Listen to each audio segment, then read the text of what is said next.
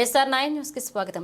మునుగోడు నియోజకవర్గం నాంపల్లె మండలం ముస్టిపల్లె గ్రామంలో బెల్ట్ షాపుల నిర్వహణపై సీరియస్ అయ్యారు. గౌరవ మునుగోడు శాసనసభ్యులు కోమటిరెడ్డి రాజగోపాల్ రెడ్డి సబ్స్టేషన్ ప్రారంభోత్సవానికి వచ్చారు. గౌరవ శాసనసభ్యులు బెల్ట్ షాపుల నిర్వహణపై ఆరా తీశారు.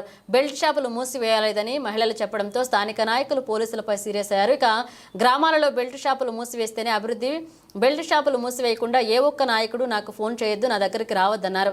ఉదయం నుండి తాగుడు మొదలుపెట్టి భార్యా పిల్లలను తల్లిదండ్రులను కొడుతున్నారని చెప్తుంటే మీకు అర్థం కావటం లేదా? ముస్టిపల్లె గ్రామంలో బెల్ట్ షాపులు మూసివేతకు కమిటీలు వేయడం ఉండని నాయకులకు ఆదేశం చేశారు.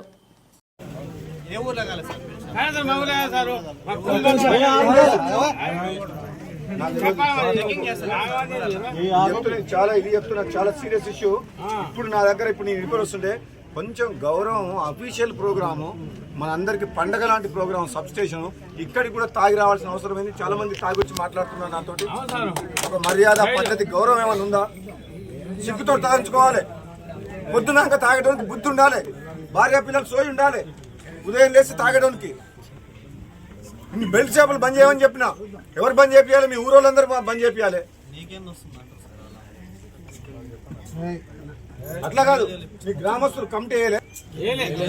శ్రీనివాస రెడ్డి, మన రవీంద్ర రెడ్డి రేపు ఉదయం వచ్చి ముష్టిపల్లిలో ఎన్ని బూతులున్నాయి?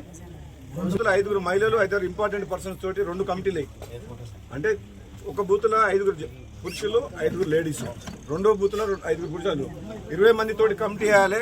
ఒక్క బెల్ట్ షాప్ ఉండొద్దు. మళ్ళీ మీకు డెవలప్మెంట్ కావాలని నా దగ్గరికి ఎవరైనా రావాల్సిన వాళ్ళు ఎవరన్నా మీ ఊరు నుంచి నాతో మాట్లాడాలంటే ఫస్ట్ మీ ఊర్లో బెల్ట్ షాప్ బంద్ చేయాలి.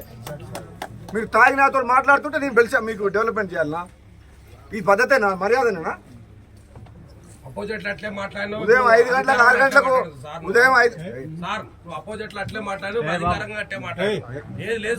అవుతారు. అర్థమైతే చెప్తే నేను 8 నెలల నుంచి చెప్తున్నా. మీ అందరికి కూడా ప్రతి ఒక్కరు చెప్తున్నా. 8 నెలల నుంచి ఎన్నో రోజుల నుంచి చెప్తున్నా. ఉదయం చేసి సీఏ గారు మీరు పొద్దున క్యాంప్ వేయండి. మళ్ళీ కొన్ని షాపులు అంజయ్ మళ్ళీ సార్ నువ్వు నాకు ఫోన్ చేస్తే నీ ఫోన్ ఎత్తా నేను.